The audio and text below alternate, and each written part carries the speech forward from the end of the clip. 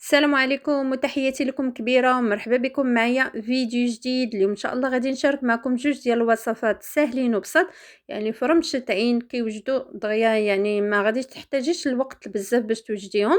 غادي نوجدوا فطائر غادي نطيبهم ان شاء الله غير في البانيني، وكذلك غادي نوجدوا واحد البسبوسه اولا الحرشه السائله غادي نديروها غير في المقله، حتى هي غادي نطيبوها راه دغيا كتوجد، تقدري توجديها لضيافك، يعني ما يجي فين نطيب برا ديال الاتاي حتى تلقيها طابت. المهم كيف ما كتشوفوا هادو هما الوصفات ديالنا ديال اليوم. غادي نبداو بالطريقه وبالمقادير. بسم الله.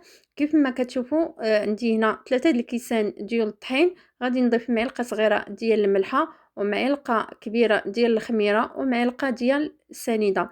غادي نضيف كاس ديال الحليب وربع كاس غادي نزيدو على دفعات. نتوما على حسب الدقيق اللي عندكم ممكن تنقصوا معلقه اولا تزيدوا معلقه على حسب الدقيق واش كيشرب ولا لا. انا راه خدالي كاس وربع ديال الحليب. ضفت معلقه ديال الزبده تكون بحراره المطبخ، يعني كنبقى نعجن حتى كتدخل ليا هذيك الزبده، ما تبقاش تبان ليا في العجينه. كيف ما كتشوفوا العجينه راه كتلصق شويه في اليد، هي راه رطبه. صافي غادي ندهنها بشويه ديال الزيت فقط غير باش ما تلصق ليا مع البلاستيكه اللي غادي نغطيها بها.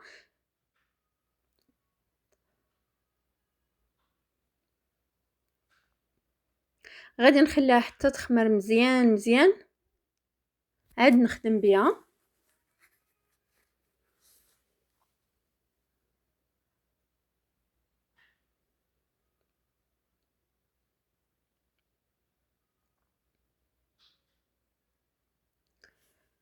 من بعد ما خمرت لي العجينه كيف ما كتشوفوا غادي ندير شويه ديال الدقيق، يعني الدقيق ما تكتروش بزاف، انا فقط غير باش ما يلصق لي في هذيك البلانشه. صافي غادي نقطع تقريبا 8 ديال القطع.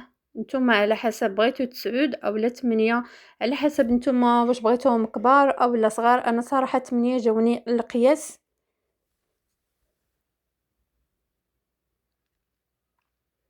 غادي نحاول نكورهم كاملين ونحطهم.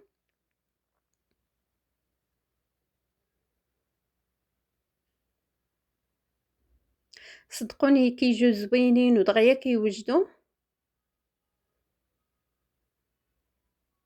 صافي دابا غادي ناخذ واحد الدلاك غادي نحاول نطلق به هاد الكريسات ديالي.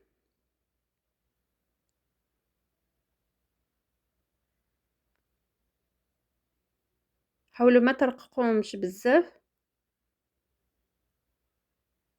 بالنسبه للحشوه اللي غادي نخدم بها انايا، كيف ما كتشوفوا خديت شويه ديال الحوت، شويه ديال الزعتر، شويه ديال البصله وشويه ديال الزيتون. نتوما ممكن تاخذوا اي حاجه، اي حشوه بغيتو، ديال كفته دجاج، اي حاجه بغيتو، يعني اي طون بغيتو تقدروا تخدموا به.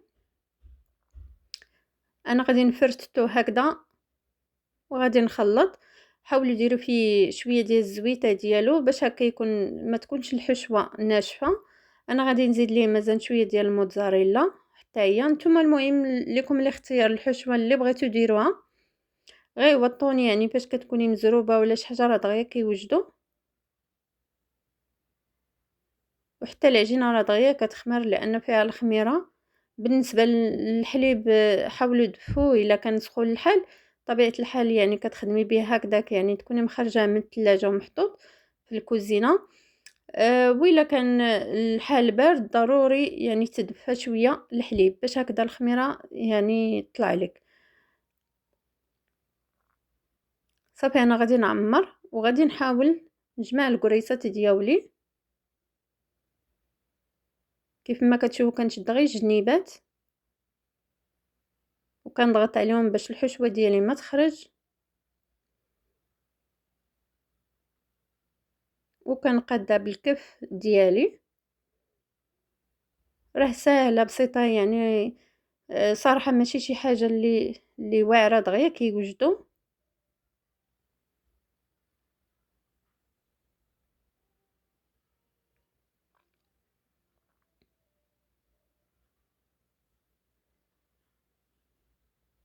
كيف ما كتشوفوا كنجمع غير الجنيبات.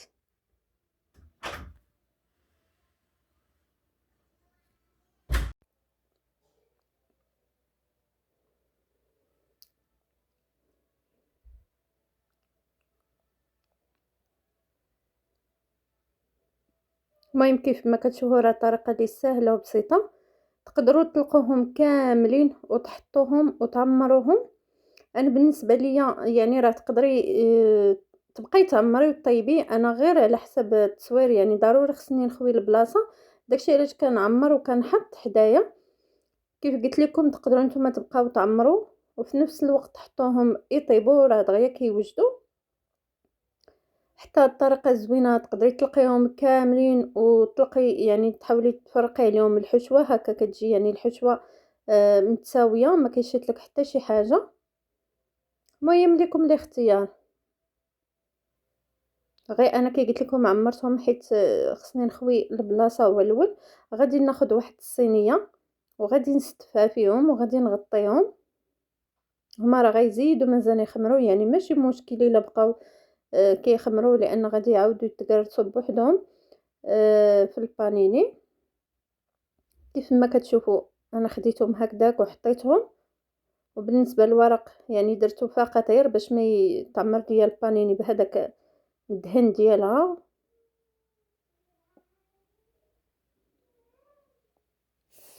كيف ما كتشوفوا فاش كتضغطوا عليهم راه كياخذوا الشكل ديالهم كيتقرصوا.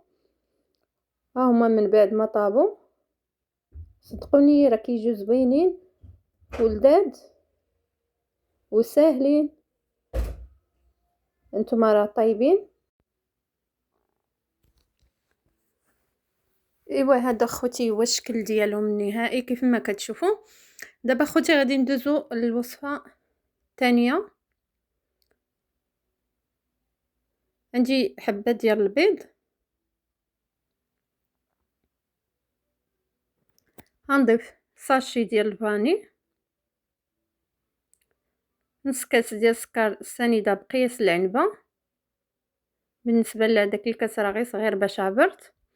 غادي نخلط مزيان حتى يذوب لي هذاك السكر.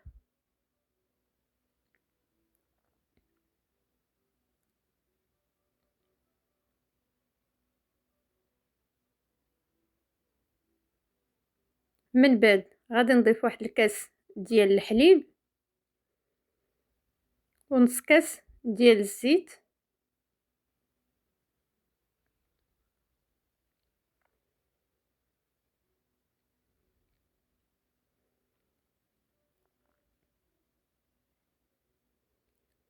غادي نضيف الدقيق ديال الفينو، ممكن ديروا حتى السميده يعني نفس النتيجه. غنضيف واحد الساشي ديال الخميره،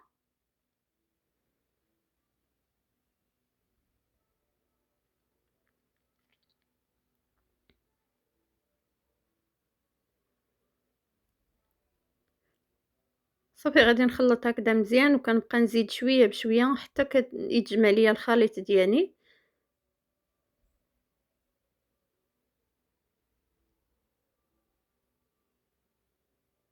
كيف ما كتعرفوا الدقيق ديال الفينو اولا السميده هما راه كيتشربوا من بعد. صافي هذا هو القوام اللي بغيت انا كيف ما كتشوفوا.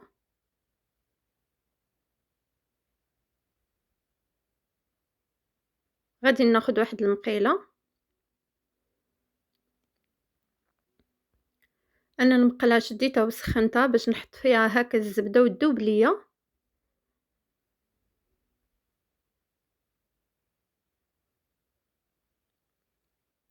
صافي وغادي ندير شويه ديال الدقيق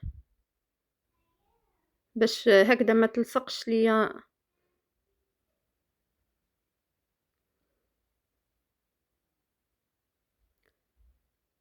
صافي غادي نكب الخليط ديالي وغادي نطيبو على عافيه تكون في الاول مجهده، غير كنحس بالمقله سخنات وكنقص ليها العافيه وكنخليها طيب على خاطرها يعني تكون على عافيه مهيله.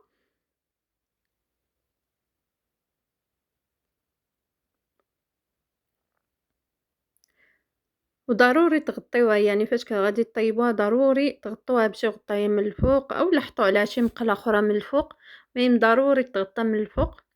العافيه كيف قلت لكم كتكون مهيله في الاول كنشعلو غير حتى كتسخن لينا المقله صافي ومن بعد كنقصوها باش طيب لينا مزيان. صافي دابا غادي نديها طيب ونرجع معكم. من بعد ما طابت من التحت، يعني كنحسبها غير من الفوق نشفات، كنعرفها راه طابت من التحت، وقلبتها في مقله اخرى كيف ما كتشوفوا راه ما تلصقات ما حتى حاجه. صافي غادي نديها طيب مره مره، شوفوها واش طابت من التحت، يعني كيف قلت لكم راه ما كتاخذش الوقت بزاف. صافي غادي ندهنها شويه ديال الكوفيتير من الفوق، وغادي ندير عليها شويه ديال الكوك.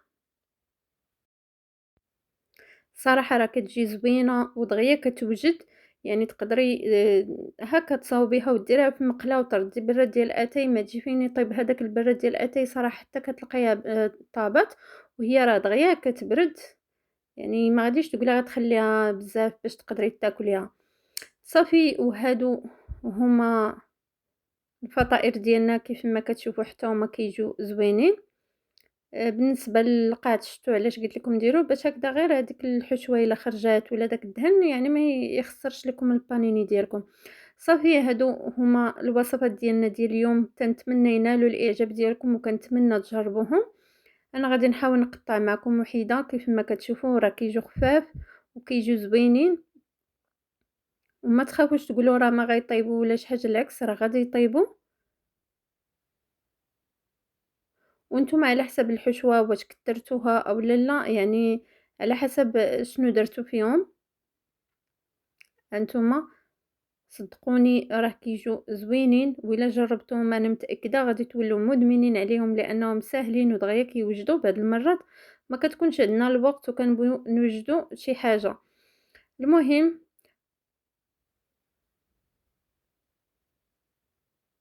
انا غادي نقطع معكم كذلك هاد البسبوسه اولا الحرشه السائله، صراحه كتجي حتى هي زوينه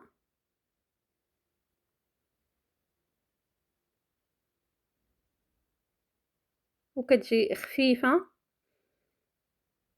صافي هادو هما الوصفات ديالنا ديال اليوم، كنتمنى ينالوا الاعجاب ديالكم وكنتمنى اللي بقى معايا حتى لهنا. ما فيها باس اخوتي ديروا لي واحد اللايك باش هكذا غير اليوتيوب تقترح الفيديو، كذلك توصلوا باي جديد كنحطو، واللي عجبته القناه يقدر يشترك فيها ويفعل زر الجرس. صافي اخوتي انا ما بقى ليا الا نقول لكم بسلام عليكم حتى الفيديو الجاي ان شاء الله.